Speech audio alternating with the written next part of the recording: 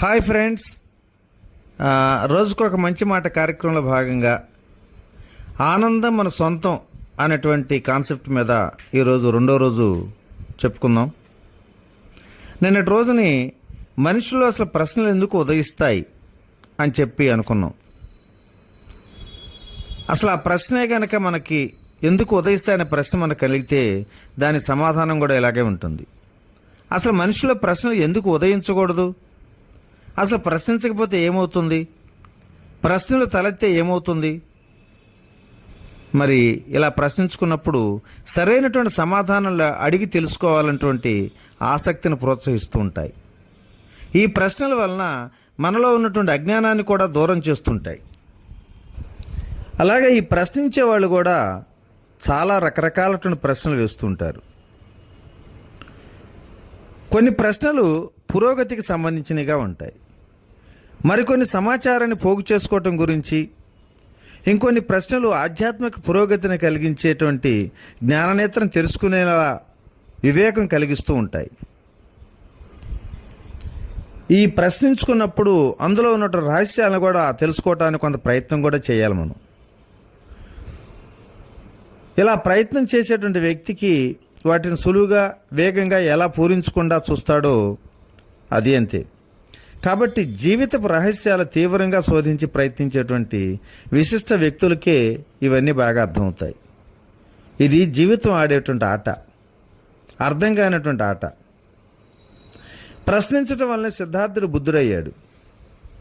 ఒకరోజు రథంపై వెళుతుండగా ఓ వృద్ధుని చూశాడు. అప్పుడు తనను తాను ప్రశ్నించుకుంటాడు, నేను కూడా వృద్ధుడిని అవుతానా?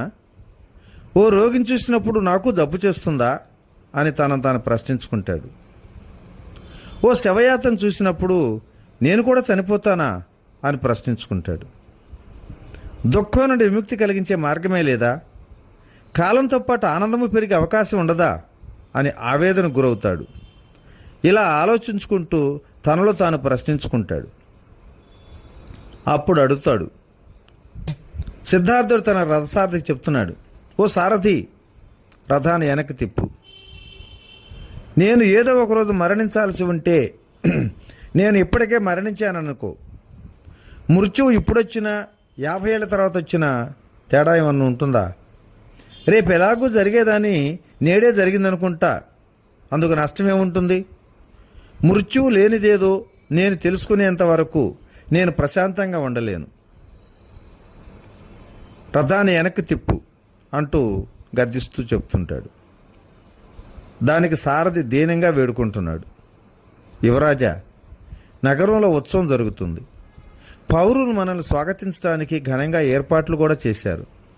నీ కోసం వాళ్ళంతా ఆతృతగా ఎదురు చూస్తుంటారు మహారాజా అని చెప్పి ఎంతగానో బ్రతిమలాడుతున్నాడు సారథి. సచ్చిన వాడికి స్వాగతమా?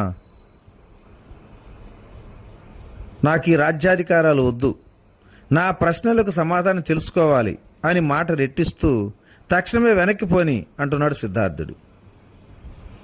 సిద్ధార్థుడు రాజ్యాన్ని త్యజించి ఏది అమరమైందో ఏది నాశనం లేనిదో తెలుసుకోవటానికి మరి ఆ రోజు నుంచి వెతుకులాట ప్రారంభించాడు. వృద్ధుణ్ణి, రోగిని, శవాన్ని చూసినప్పుడు సిద్ధార్థులో రేగినటువంటి ప్రశ్నలు అతన్ని పరమ సత్యం వైపు నడిపాయి. అటువంటి ప్రశ్నలు తలెత్తినప్పుడు సమాధానాల కోసం మనిషిని ప్రోత్సహిస్తూ ఉంటాయి. కొంతమందిలో ఈ ప్రశ్నలు వైజ్ఞానికంగా మానవాళికి సౌకర్యాలు, భద్రత, విజ్ఞానం కలిగించేటువంటి వస్తువుల తయారీకి మరి కారణాలు అవుతూ ఉంటాయి. నిజానికి కనుగొన్నది ప్రతిదీ కూడా ఈ సృష్టిలో అంతకుముందు ఉంటుందే ఉంది. అంటే అప్పటిదాకా అవ్యక్తంగా ఉంటుందన్నమాట. ఉదాహరణకు విద్యుత్తు మరి ఇప్పుడు పుట్టింది కాదు, అది ఎప్పుడో సృష్టి ఏర్పడినప్పుడే ఉంది. వాస్తవానికి ప్రతిదీ కూడా సృష్టిలోనే ఉంటుంది. తరంగాల శక్తి అంటే విద్యుత్ తరంగాల శక్తి మరి ఏనాడో ఉంది. మానవ మేధస్సుతో కొన్ని సంవత్సరాల తర్వాత ఈ మానవుడు కనిపెట్టాడు. దాని ద్వారా ఎన్నో అద్భుతాలు కూడా సృష్టించడం జరిగింది. అలాగే మనందరికీ కూడా న్యూటన్ గురించి తెలుసు. ఒకసారి ఆయన యాపిల్ చెట్టు కింద కూర్చొని ఉండగా ఒక పండు నేల కింద పడింది. ఆ క్షణంలో ఆయన మనసులో ఒక ప్రశ్న ఉదయించింది. ఈ పండు క్రిందకే ఎందుకు పడింది, పైకెందుకు ఎగరటలేదు అనేటువంటి జవాబు కోసం అన్వేషించాడు. మరి అప్పుడు ఆ ప్రశ్న వల్లనే గురుత్వాకర్షణ సిద్ధాంతాన్ని కూడా కనుగొన్నాడు. భూమికి గురుత్వాకర్షణ శక్తి ఎప్పటి నుంచో ఉంది. కేవలం న్యూటన్ కనుగొన్న తర్వాతే దానికి ఆ శక్తి రాలేదు కదా. న్యూటన్ ప్రశ్నించి ఆ నియమాన్ని తెలుసుకున్నాడు కాబట్టే మరి ఇలా ప్రశ్నించటం అనేది చాలా అవసరం, ఎంతో ముఖ్యం కూడా. అయితే కొంతమంది పనికిరాని చెత్తనంతా పోగు చేసుకోవడానికి ప్రశ్నిస్తూనే ఉంటారు. ప్రపంచంలోని సమాచారం అంతా సేకరించాలని చూస్తుంటారు. ఈ ప్రశ్నలకు అసలు అంతమే ఉండదు. మహానగరాల్లో వస్తువుల ధరలెంత, ఏ వస్తువుకు నగరంలో గిరాకేంటి, ఆ దేశం ప్రత్యేకత ఏంటి, రోడ్లు ఎలా ఉంటాయి, పండుగలు ఎలా చేసుకుంటారు, వాళ్ళ పేర్లు ఎలా ఉంటాయి, ఇలాంటి ప్రశ్నలు. వాడు పొడవుగా ఉన్నాడే, నల్లగా ఉన్నాడే, ఎర్రగా ఉన్నాడే, ఇవి కాదండి ప్రశ్నలు. అజ్ఞానాన్ని దూరం చేసి ఆధ్యాత్మికతను జాగృతం చేసే ప్రశ్నలే నిజమైనటువంటి ప్రశ్నలు. అజ్ఞానం తొలగిపోతేనే మరి సృష్టి రహస్యాలు అందులో అత్యున్నతమైనటువంటి స్థాయిలో మనకి తెలుస్తూనే ఉంటాయి. దీన్నే చైతన్యం యొక్క 7వ దశ అని కూడా అంటారు. ఈ ప్రశ్నించేవారు కూడా చాలా రకాల వారు ఉంటారు. చాలామంది తమలో ఉన్నటువంటి అహాన్ని చల్లార్చుకోవటానికి అడిగే ప్రశ్నలు కొన్ని అడుగుతూ ఉంటారు. అలాగే కొంతమంది ఇతరులను కించపరచడానికి ప్రశ్నలు అడుగుతూ ఉంటారు. కొంతమంది తమలో మేధాశక్తిని ఎదుటివాడు గుర్తించుకోవాలనుకుంటూ ప్రశ్నిస్తూ ఉంటాడు. ఇవి కాదండి ప్రశ్నలు. ఒక ప్రశ్న అడిగే ముందు అసలు ఆ ప్రశ్న ఎందుకు అడుగుతున్నామని మనల్ని మనమే ప్రశ్నించుకోవాలి. నేను అడిగే ఈ ప్రశ్న నా విజ్ఞానాన్ని చాటి చెప్పటానికా, లేక నా అహాన్ని చల్లార్చుకోవటానికా, లేక జీవితపు రహస్యాలు తెలుసుకోవటానికా, లేదా జీవన సరైనటువంటి రీతిలో గడిపే విధానం తెలుసుకోవటానికా అని ప్రతి ప్రశ్న ప్రశ్నించే ముందు మరి మనందరం కూడా ఆలోచించుకోవాలి. మనం అడిగే ప్రశ్నలు మనకి ఎన్నో కొత్త అవకాశాలను కూడా కల్పిస్తూ ఉంటాయి. ఇప్పుడు మనం ఒక చిత్రకారుడు అనుకుందాం. మన దగ్గర ఉన్న రంగులతో బొమ్మను గీయగలం కదా. మరి మన దగ్గర లేని రంగులతో బొమ్మను గీయాలని అనుకుంటామా?